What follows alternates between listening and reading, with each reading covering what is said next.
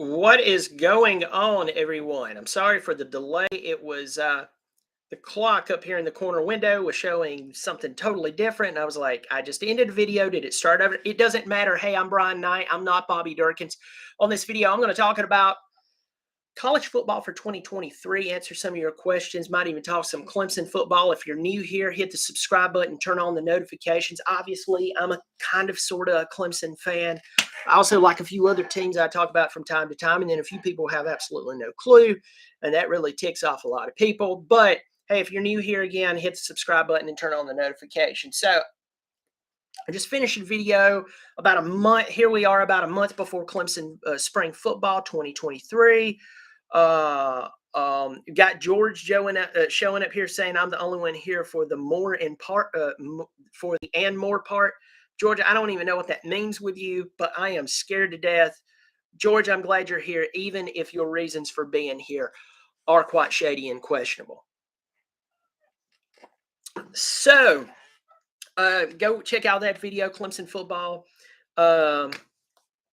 Yeah, it is absolutely crazy, and it's going to be here. I'm sorry, I'm reading comments. I'm gonna have to stop looking at the comments because it's absolutely hilarious here. So as I said, Clemson football, their spring game starts in a few weeks. It's going to be fantastic. It's going to be, Garrett Riley. I called him Kendall the entire time. I don't know why I did that. God truly help me. But Garrett Riley calling the plays with Cade Klubnik, Phil Maffa, Shipley. This is going to be a big deal for Clemson. Bo Collins will be coming back.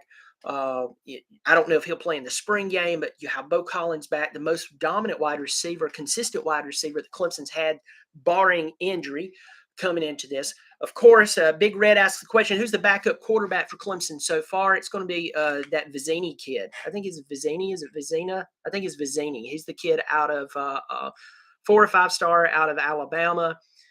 He came in. Peter Woods. I'm looking forward to seeing Peter Woods, the top signee of this recruiting schedule, is going to be coming in. But I think it's Chris Vizzini. Let me look this up. I'll do this live. Who cares? I know some people's like, a real fan would know. I'm sorry. I have like a family and crap. Vizzina. Chris Vizzina, 6'3", 211 pounds. He's out of Birmingham, Alabama. The kid can play. And so, very, very talented player. He's a true freshman, but he will be playing for Clemson coming up. So I said Clemson or college football and more. Let's dive into a couple of teams that are not Clemson related, but some of them could definitely be rivals and so on. Tiger Paul Craven getting in here. Jonathan Benton, it's good to see you in here. Thank you for joining me. Let's talk about the Georgia Bulldogs, 2-time defending national champions. They lose Stetson Bennett. To me, most importantly, they lose Todd Monken. It's a big deal that those are no longer there. I know Jalen Carter's gone. I know other players are gone. And here's the deal. Georgia always recruits well. Georgia has always recruited well. So for anyone who goes, well, Georgia recruited well. Well, Georgia's been recruiting well since they won their national championship back in 1980. It's been only until recently that they've been able to do something with it, get everyone in the state of Georgia and, parts that scattered about to get their hopes up only to blow it. And so they've done it 2 years in a row. Now, I'm going to tell Georgia fans a little something that they probably not going to like whatsoever, and that's this. Just because you recruit well and just because you've won 2 national championships does not mean that if a coach up and leaves, that I hope you're sitting down, that just because you're Georgia means that you're going to continue winning. I'm going to say that one more time. Just because you're Georgia, it does matter that Todd Monken is not there anymore. And you can wait till later on. You can till this comes to fruition. But Todd Monken leaving is bigger than any player that was playing on your team these past 2 seasons leaving. It's bigger than any of them leaving. Because the guy who is calling the plays, the guy who is putting together the strategy, the guy who is making the changes, the guy who is calling the audibles, the guy who's making the adjustment, the guy who's coming up with the game plan and then the player preparations and making sure that the other coaches under him are getting the job done. It matters. Clemson thought Sweeney thought he could hire people who knew his culture. I don't think that Sweeney was going like, it doesn't matter as long as they drove past Clemson, I'll hire them. That's not it. But he had to learn that just because they played for me, just because they played for me during a time that I won, does not mean that they can be a positions coach or, go figure, an offensive coordinator, a defensive coordinator. And he had to come to that. And that is the interesting thing I have to say to Georgia. Georgia, forget that I'm a Clemson fan. I'm telling you, you need to think logically about this. The day you lost Todd Monken was a very, very big deal because I'm telling you, some of the most brilliant play calling that I have seen in years is done by Todd Monken. And it was very simple. Get the ball to your playmakers. Don't try to be too cute with stuff. I mean, he could draw some great plays. But Todd Monken, also, here's another way to look at it. If it wasn't so special of what he did, and you think you can just hire anybody else, that means you should win a national championship, right? You should. Which means it doesn't matter who's calling the plays. I mean, heck, if that's the truth, why are we paying so much money? I said I'm not paying a dime. Why are these schools paying so much money if just literally anybody can do it? It doesn't make sense, folks. Got Volsteak in here. Volsteak, let me tell you this. First of all, I'm calling it right now. Tennessee beats Georgia this year. Maybe. I'm still wanting to see consistency out of Milton because I know he carved us up, but Volsteak, due respect, like Tennessee, pulled for Tennessee. It was a great story. I like them. If you missed this, my brother-in-law graduated from Tennessee, watched a ton of Tennessee football for years now. But I am telling you, I want to see Milton because Milton, other than that game against Clemson, I am telling you, my friend, I'm telling you, other than that game against Clemson, I've seen him play absolutely horrible. And I know he's a freak athlete and everything. So was Jamarcus Russell.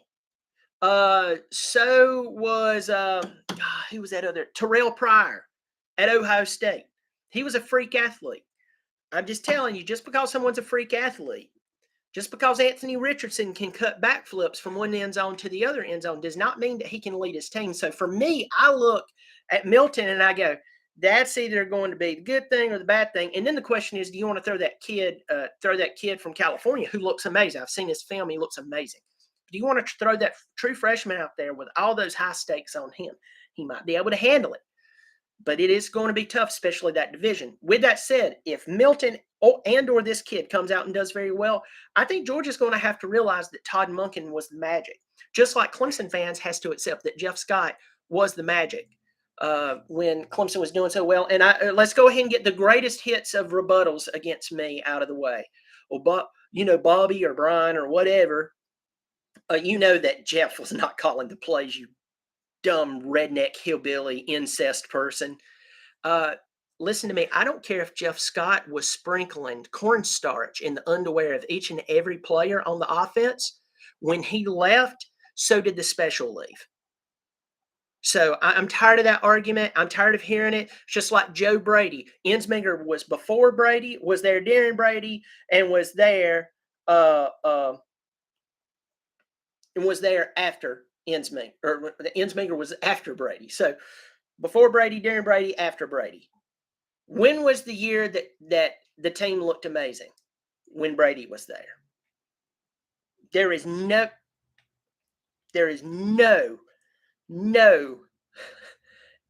you can say, my friends, that'll prove otherwise that Joe Brady was a major part of that. Whether it was implementing the scheme, whether it was preparing the players, where it's dealing something with the psyche, folks. I'm just telling you right now, when Joe Brady was at LSU and Jeff Scott was at Clemson, something was different. Georgia fans, Monken is gone. You need to have some respect for his talent and the brilliantness that he brought to Georgia, because I guarantee you, had he not been there these past 2 years, it would have been another we wasted talent years for Georgia. Volstek asked me, yes, I saw y'all beat Duke last night. I'm glad you beat Duke. I watched that game.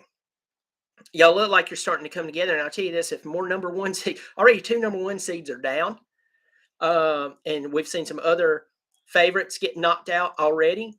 If y'all play your cards right, you could be you could do very, very well. Big Red, Joe Brady turned Burrow from zero to hero. Coaching matters. Yeah, coaching does matter. That's what a lot of people forget. Coaching matters. That's why I beat the drum on this all the time. Coaching matters, folks. George is in here. He's a big Florida fan. There's a lot of people, when they hear Florida, they think, oh, great football team. Well, in Florida, they think they can hire just any coach, and it's going to be good at Florida. No, it's not. I think Florida just made another bad hire. I don't think Napier was the right man for the job. I don't know why Florida didn't back up the Brinks truck at some type of big name coach who is relevant and who can coach within the SEC, and not only the SEC, go out and win big football games. But they didn't. They went to, I don't know. It's just absolutely flipping ridiculous. I mean, it was just absolutely ridiculous. Okay, moving on. Colorado. I'm going to talk about Colorado. Colorado is out of the blue because they're not an ACC, SEC team. I will get to a few more of those. Anybody want to ask some questions in here, please ask some questions. Football, sports-related questions, I'll answer them. Please don't ask me anything political, because I will go on a political rant and lose most of you. Okay, not most of you, some of you. But I really don't want to do that. I think we could try to use sports. The world's worst about this, but I try to use sports as a getaway instead of, jumping in. So let me talk about Colorado. Colorado, Deion Sanders, all the players he's pulled. Do note, folks, Deion Sanders never won a bowl game.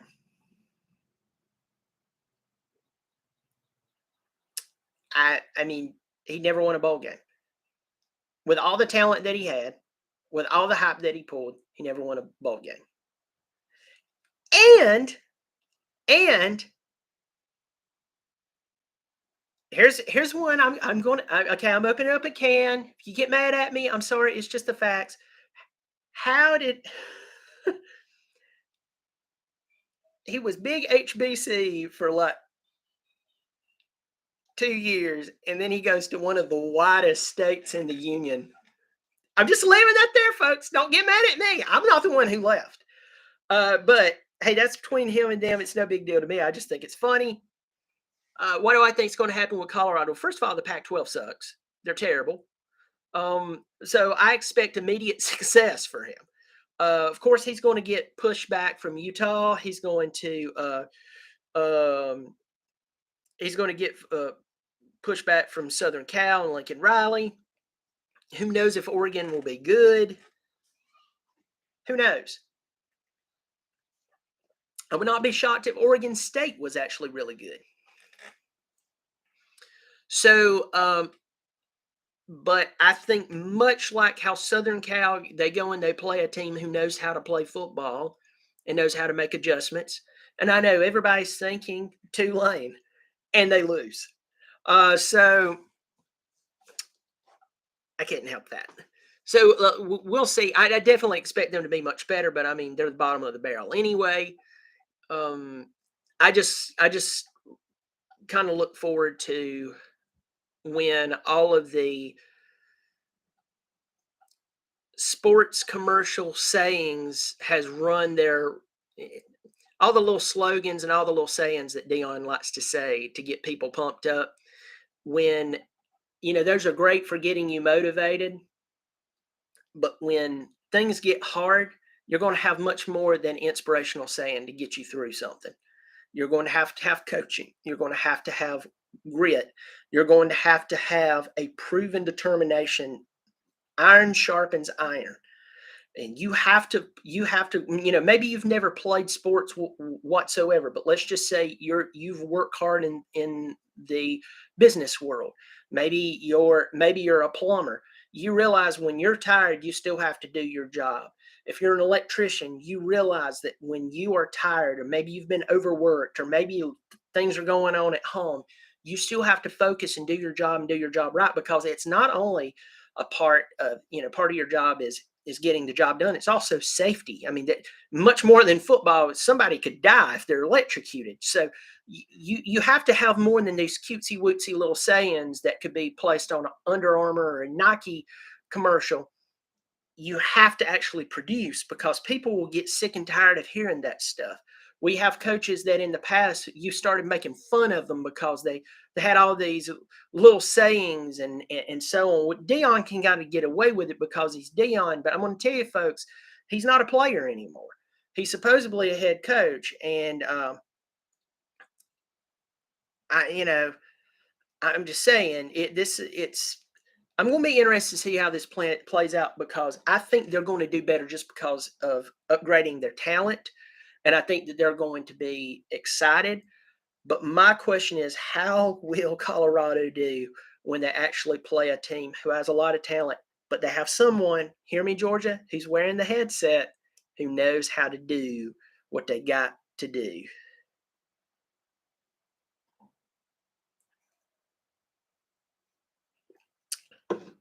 Let's see.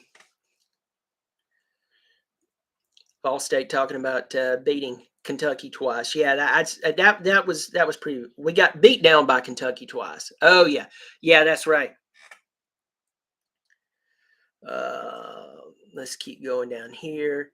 Couple more things. Kentucky basketball got theirs today. Yeah, Kentucky. I saw Kentucky. For anybody who watched Kentucky play against Kansas State, that's some of the worst clock management I've ever seen. And Calipari's been doing this for many years. He should know better. They pay him a lot of money. That's one of the ABCs of basketball. It's just absolutely ridiculous. Let me see. Big Red said, did Dion actually say he mainly wants kids from two-parent homes? His own kids aren't from a two-parent home. I get what he's saying there. And, my parents divorced later in life. So I get what he's saying there. I get what he's talking about. He's trying to talk about with that structure. But that is one of those statements when you kind of put it together like you just did. It's kind of like, maybe you shouldn't have said that. I do agree with it, but I'm just saying that he would be the one to say that. Maybe I'm wrong. Parker Henderson's here. Parker, listen, Chase was on the other one. Chase is not commenting on this one if he was here, but Parker's here. Good to see you, Parker. We had a great time in Atlanta back in September. Georgia State, Coastal Carolina. Got to see Grayson McCall play in person. That was the second time that season last year. It was a lot of fun. We got to hang out with Parker. Let me tell you this: Parker and Chase are bigger dudes than what they look like. Maybe in their picture. I'm not saying they look like midgets. You're at the aquarium and you're saying, "Hey, yeah, you better not let your wife see that, pal." Well, thank you for being here. I'm not at the aquarium. Let's see. Ball State says he doesn't like Dion. He's so full of himself. See you, Parker. Don't get in trouble. There's certain things I appreciate about Dion. There's other things that I don't appreciate, and I won't dive into right now. Eric Weir, good to see you, buddy. Am I saying that Weir or Wire? Weir, like Weer? You've came on here, but for some reason I'm wanting to make sure I'm pronouncing this. Is it Eric Weir or Wire? Where? What? Oh, okay, Eric Ware. Well, Eric, thank you so much. What are the odds of Lucas Corso still putting on mascot heads in 2030? First of all, I want to tell you this. I know exactly where you're going with this. I, I've had family members who's had strokes and it's disfigured them. And I'm not saying that anybody should just give up.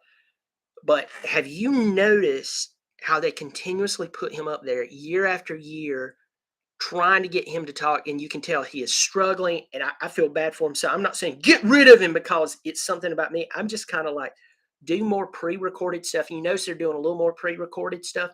They're going to have to because just for old age, there would be a problem. But and then your next question was if he died, yes, they'll put a hologram up there. And I mean, I wonder if they'll do the one where he said just F it. And Kurt was just sitting there like, what's going on? Yes, they would. All right, folks, any questions you want to ask me, college football related, please go on. If you want to talk college sports, try to stay off of politics because I can go on rants there. And man, I'm so sick of politics. I really am. Another team talk about South Carolina Gamecocks. Now, okay, obviously I'll pull for these guys. I'm going to be interested in Shane Beamer, what he's going to do this year, because what happened towards the end of the season was really interesting. And beating Clemson by 1 point was not the interesting part. It was what they did to Tennessee. By the way, my oldest, Bobby Durkins Jr., he was at the game. By the way, my oldest is a South Carolina fan. He does that because he was influenced by his grandfather, my father-in-law, who I am friends with. He's a big South Carolina fan. We have fun. He's one of the few good South Carolina fans that, you poke some fun and everything, but they're not ready to, punch a baby over the Gamecocks and their losing ways. But I'm really interested because I would say, and I've said this before, and I think Big Red, I think you said something about this in the other, maybe you said it in this comment section. I have to scroll up. I do think that Shane Beamer reminds me of Dabo Swinney during the building years. He reminds me a lot of him. And that's why I say South Carolina should do the very best to appease him in any possible way they can. That would be great. Yes, Vol State, punch a baby. I mean, full-fledged punch an infant. Fresh out of the womb, still has the new baby smell. Yes. I mean, still doo-doo and tar because that's how fresh out of the womb they are. They punched them. And that's just for saying something like, I think maybe y'all could, spruce up the area that your stadium's in. Yeah, those are baby punching words. But losing Jaheim Bell, Marshawn Lloyd, Stogner going back to Oklahoma, which can you imagine leaving a team and then coming back to them and then somebody like smarting off to them like, hey, dude, you're going to get unhappy and transfer again. Couldn't you hear that? But I know that their recruiting was solid and so on. But it's going to be interesting because the East has become more competitive than the West. The Western side of the SEC, the Bama, the LSU, the Texas A&M, all this bunch of stuff, these teams that it was really tough. And then, of course, the Hugh Freeze years. Of course, you have Lane Kiffin, but the Hugh Freeze years especially. And then even that small time that Bobby Petrino, and I know it goes back, was at Arkansas. That was a tough West. Well, now the tide's starting to turn towards the East. It's kind of bad for Beamer because you have Georgia, two-time defending national champion. You have to play them. Now Tennessee has finally made a good hire after 15 years, 20 years of just failing. And now he has to compete with them. Kentucky is always up and down. Kentucky starts off strong, and then they end up, maybe not fully Kentuckying, but they still Kentucky. That's a big deal. And then Florida. Now, I mean, the good thing is that Florida, you're not having to deal with the Florida Gators of old. You're dealing with, I don't know what they're doing down there. None of any of this is making sense. But hey, that's for them to waste years and talent and money. But so those two games are going to be really, really tough. Yes, he did what he did to Tennessee this year, but I can go and promise you this. Tennessee has that game circled. It's going to be in Knoxville, and it's going to be a big deal. Yeah, yeah. At least Vandy is an easy win. Uh, but I'm going to be interested to see. Now, you ask about their notes on any notes on North Carolina, because North Carolina and South Carolina play first game of the year. North Carolina just lost Josh Downs. He's going into the draft. I think that's going to be a steal for any NFL team who picks him up. If the Panthers wanted to get better, they don't. They would pick him up. But I think he'll be a steal in the draft. But you do have to play against Drake May, and Drake May, I think, is one of the best quarterbacks in the country. He's what, about 6'3", 6'5"? Is he 6'3", 6'5"? Let me look this up.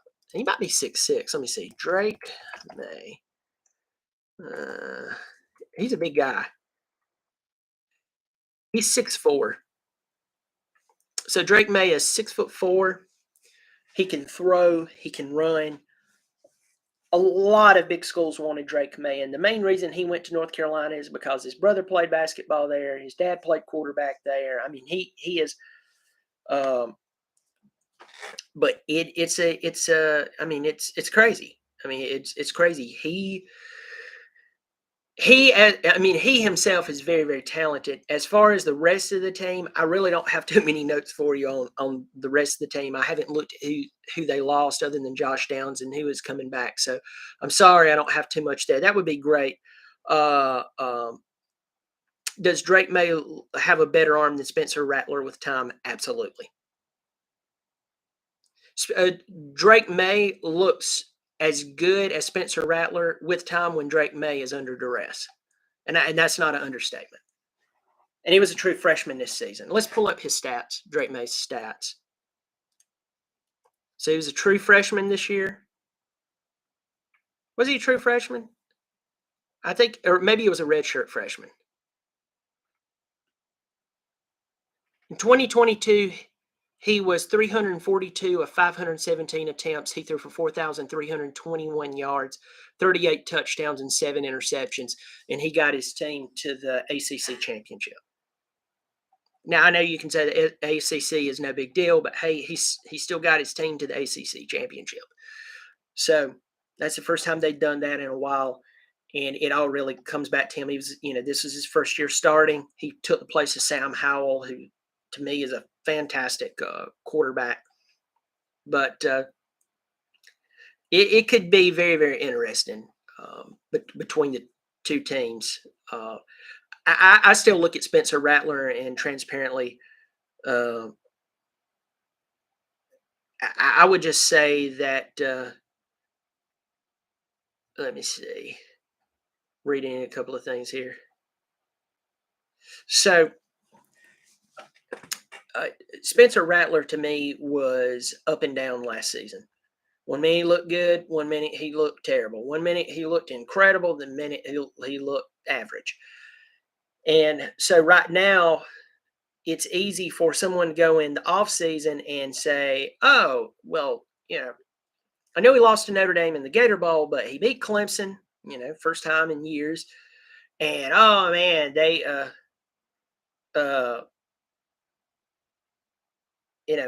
goes out and tanks Tennessee. Yeah. But I was also at that Clemson game, and there was times that Rattler looked really bad. So consistency is the key for him, is what he's going to do. And then replacing Stogner, Jaheim Bell. Jaheim Bell can play football. I don't care if he's wearing orange, garnet, lavender. I mean, my guy, that guy can play football. That was a big deal, him leaving for Florida State. Florida State picked up a big one. We will see. All right. We're at the 30-minute mark. Do we have any other questions? Anybody want to talk about anything college football related? I will talk about Clemson basketball. While I got 14 people in here, but I got 4 or 5 who's commenting. So I know somebody's got to at least type in a comment here. So 1 week ago, Clemson basketball, men's basketball, about 8 days ago, because it was Saturday, No, it was 9 days ago because they got knocked out on a Friday.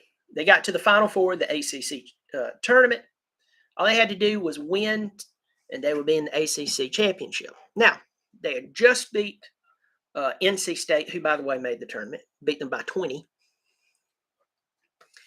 And went in, played Virginia, had an embarrassing performance.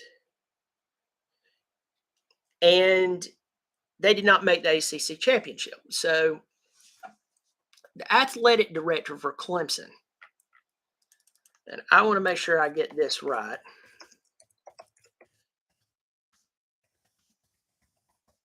All right. Graham Neff. Everybody likes to call him Neff, but Graham Neff. He's a guy about 40 years old, somewhere in that range, from what I can remember. He's been on the job a couple of years now, if my memory serves me correct.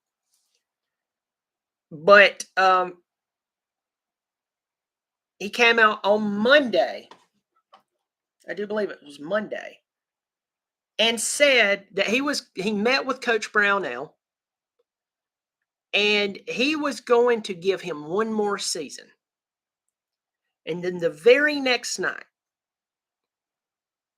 Clemson plays in the NIT, the not important tournament, against Morehead State. I did not say Oklahoma State. I didn't say Kansas State, which they're in the tournament. I didn't say Florida State. I didn't say any important state that we all know of and love. Morehead State at Little John Coliseum. Clemson ranked number 1 seed in the not important tournament, and they lost on their home court. And it kind of makes me step back and go, who is taking what seriously when it comes to Clemson basketball? I think that everybody knows that. I'll tell you, here's my opinion on Brownell. Brownell, I think, is a fantastic defensive coach. But I think that over the years, he should have hired someone who was focused on offense and was an offensive juggernaut in the coaching realm and really fix that. But I also believe he's been there, 13 years now? He's going into 14. And transparently, I think he's just kind of like, well, I'm here. Nobody's knocking down the door to come coach at Clemson. So I have tenure, have 2, maybe 3 Sweet 16s under my belt. So who cares? Or maybe he's not that way and he doesn't realize it, but I'm just saying, folks, I mean, he makes a lot of money. He doesn't care what we think. I can go ahead and tell you that. He definitely cares less what I think. But you would think after being told that you basically have 1 year to start doing better, and then the very next night you go out and lose to Morehead State. All I say, folks, is I'm wondering who will be the coaching candidate for Clemson next year at this time. It's just wasting another year. It's just wasting another year. Big Red asked a question. Any teams you worry on Clemson's football schedule for next season? I'm going to pull up Clemson's football schedule. Yes, I have already seen it, folks. But transparently, I know that Duke is first game. It's a Monday night, Labor Day weekend. And they have, some, like most do, scrub games. So 2023 schedule. I'm just going to go through this. So if it sounds like I'm auctioning them off, let's go ahead. Monday, September the 4th, they're playing at Duke. Yeah, at Duke. Your screen did not mess up. At Duke.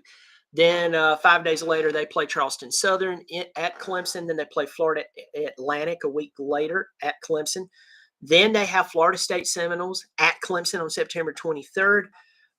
Then they go to Syracuse. Then they have Wake Forest at Clemson on October 7th. There's a bye week on October 14th. Then they're at Miami. Then at NC State. Notre Dame comes to Clemson. Georgia Tech comes to Clemson. Then you've got North Carolina Tar Heels at Clemson. And then you're going to South Carolina to play at Williams-Brice on November the 25th. That's the Saturday after Thursday, as it always is. And teams that I'm concerned about right off the bat, Florida State. I try not to get caught up in the hype that they're going to be really, really good. Florida State's supposed to. A lot of teams have supposed to be very, very good, and then they end up fizzling out, and they can recruit in, talent. We will see. I mean, by the time that Clemson gets to that game, they'll have 3 games under their belt. I imagine Florida State will have about the same amount. So hopefully you can see some continuity between both teams. So both teams will have a good footing. Hopefully they both come in and they're in good shape. They're not, banged up, beat up, and blah, blah, blah. I would like to say at Miami would be a big game for me, but no. Miami, unless something changes by October the 21st, I would not be shocked if Miami starts off really, really tough, and then they do like they always do. They blow it. And Cristobal's a good coach, but I think there's much more than just coaching going on down there. There's a lot of issues. I think that would be a cool place to go to school. They definitely have a lot of history, but that's exactly what it is. It's history. So I don't know. NC State Wolfpack. I was actually in Raleigh this week for work. I actually drove past the exit for Carter Finley Stadium. That will be an interesting game. I'll have to look at who they've lost. I know Devin Leary is no longer there. He's now the quarterback for the Kentucky Wildcats. But Brennan Armstrong, from the big lefty from Virginia, he's now playing for them. So that'll be an interesting game. Notre Dame will definitely be a questionable game. I really don't know what's going on up there. Tommy Rees left his alma mater. He was the OC. Now he's the OC for Alabama. That's kind of an odd move. Georgia Tech, not worried about them. They've got a lot of work to do. North Carolina, I do respect Drake May. I respect Mac Brown. We'll have to see who they're bringing to the table. I'd be kind of interested. Then out South Carolina, that is going to be an interesting game considering they finally got the win. They finally broke that long streak. And they have Spencer Rattler. But which Spencer Rattler will you play? Also, how are you going to replace Jaheim Bell? How are you going to replace Marshawn Lloyd? How are you going to I know. If you're a South Carolina fan, you're going to do like a lot of Clemson fans. Well, did you just say recruiting? Yeah, but recruiting, I mean, even great recruits come out. Very few of them are able to come out and take over games like you need them to because they're fresh out of high school. Some do. But there's a reason that, like, when you look at Trevor Lawrence, you marvel. It's because he's a once-in-a-lifetime player. He's a once-in-a-century player. I mean, he's just ridiculous. That is uncommon. And so that is a very, very big deal. James Massengale says, I need to stick with Bobby. Thank you for the encouragement. Big Red says, maybe Dawn Staley can coach both men's and women's team. Maybe she can. I don't know why y'all fired Frank Martin. I really don't. But other than beating Clemson, that move was not a good move to fire him unless, he was stealing from someone. That is nuts. All right, folks. Well, I'm going to go. I'm going to let y'all all have a good evening. I will be trying to post more videos as I kind of just feel like it. But spring game, we're now less than a month from the spring game for Clemson. I did a video on that.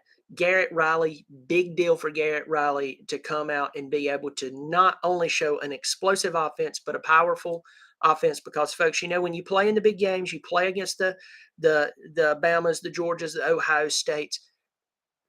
A lot of teams are overwhelmed not only by their speed, but really by their power. And that is where you get to an elite level of play. That's what Clemson has done when they were winning at a great level. It was not because they were just faster than everyone. They had a couple of good trick plays. Consistent winning, you have to have power and you have to have speed. So I really don't know when the spring game is for South Carolina, Big Red. South Carolina spring game 2023. Let's see when that's going to be. So Clemson's going to be on the 15th. Yeah, it's going to be on the same day.